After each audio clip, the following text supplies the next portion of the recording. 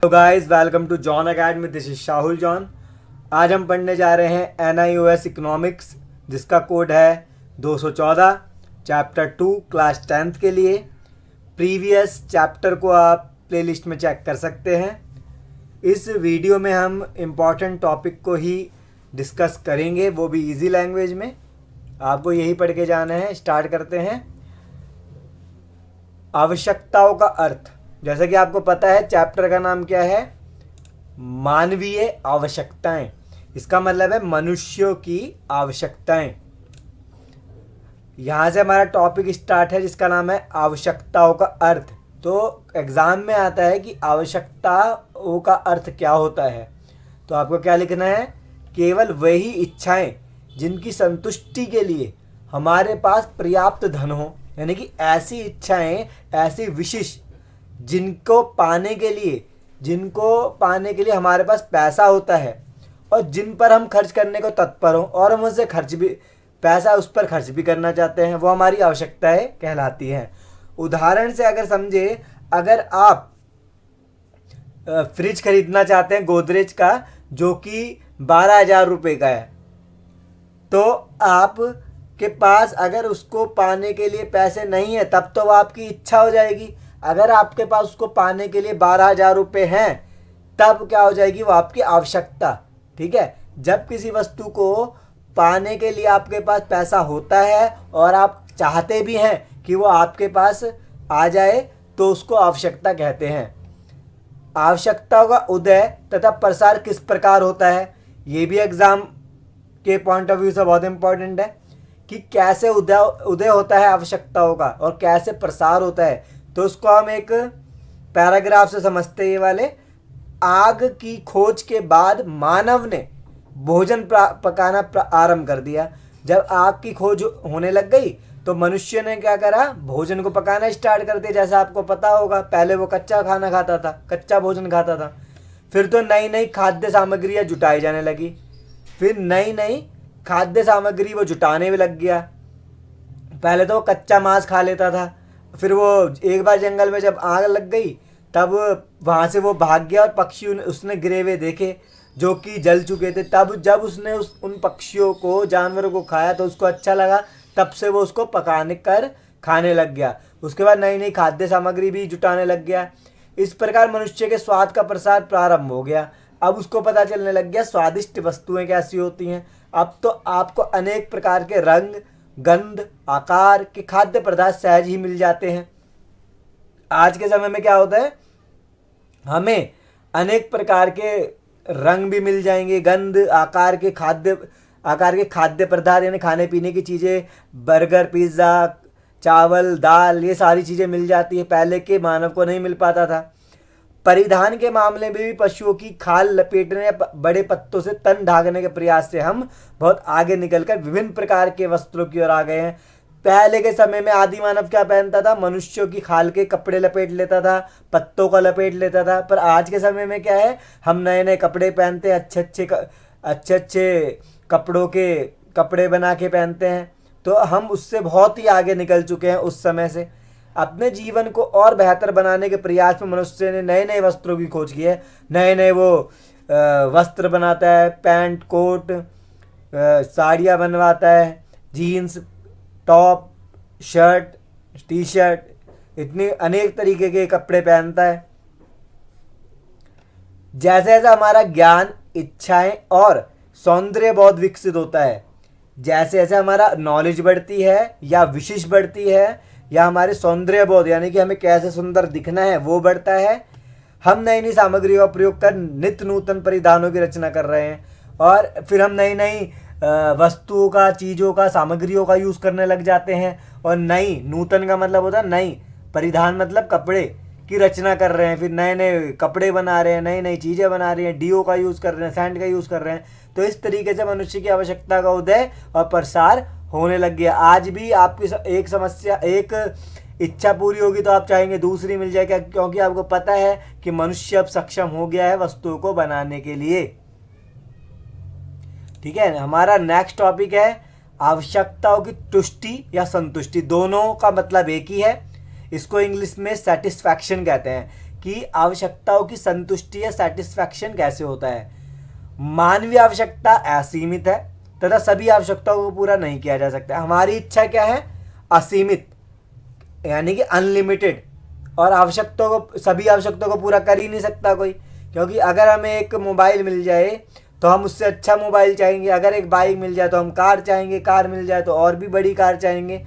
तो क्या है, इसका मतलब यह है कि हमारी इच्छा, हमारी आवश्यकता असीमित है और उसको पूरा करने के लिए आवश्यकता क्या है? असीमित हो रखी है हमारी, नहीं, आवश्यकता सीमित हो रखी है, आवश्यकता असीमित है और साधन क्या है? सीमित है। यानी कि आवश्यकता हम चाहते तो बहुत सारी चीज़ें, पर हमें जो चीज़ें मिलती है उससे हमारी इच्छाएं नहीं पूरी हो सकती है। जैसे कि एक आवश्यकता पूरी नहीं होती कि दूसरी आवश्यकता पैदा हो जाती है।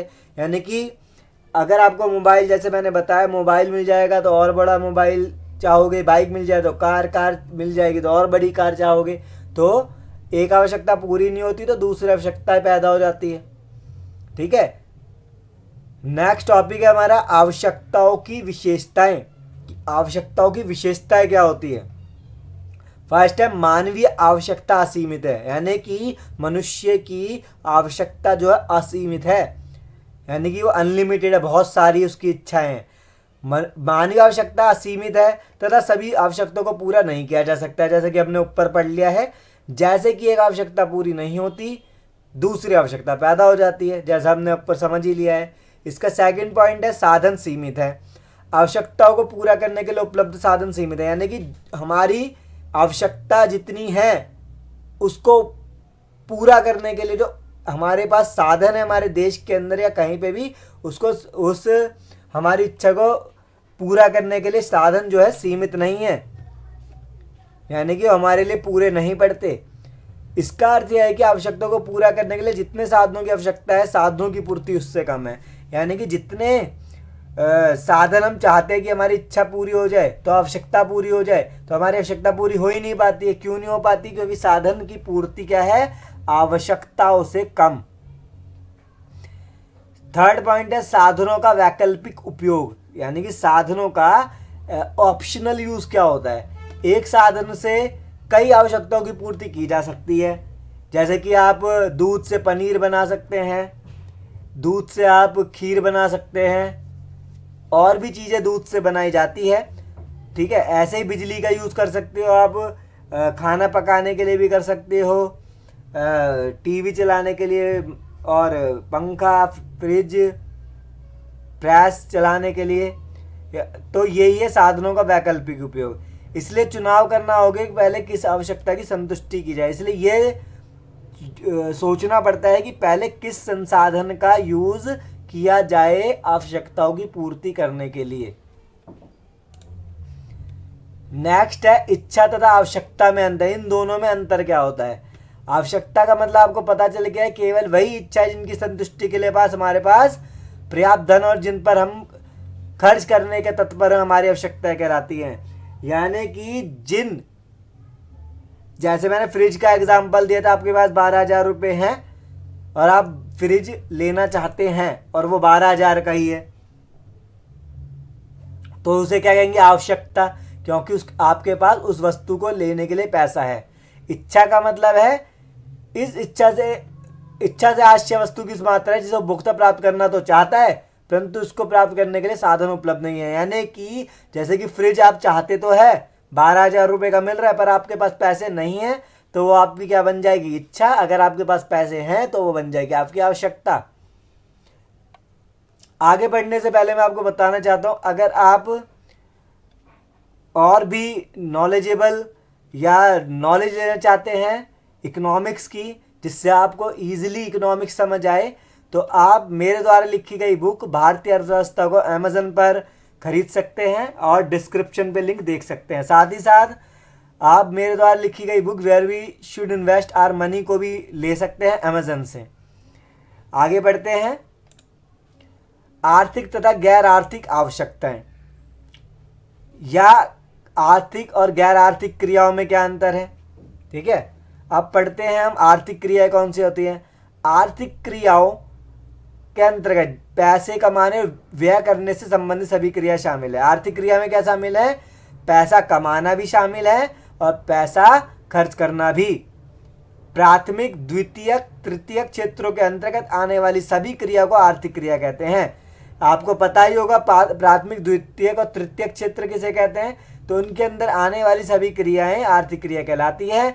उदाहरण के लिए पशुपालक पशुपालन करता है, किसान खेती का कार्य करता है। ठीक है, पशुपालक क्या करता है? पशु को पालता है और किसान खेती करता है। तो यह है आर्थिक क्रियाएं। गैर आर्थिक क्रियाएं कौन सी होती है? गैर आर्थिक क्रियाओं के अंतर्गत वह क्रिया आती हैं जो प्रत्यक्ष रूप से धन से संबंधित नहीं होती। अब जो क्रियाएं धन से संबंधित नहीं हैं वो गैर आर्थिक क्रियाएं हैं।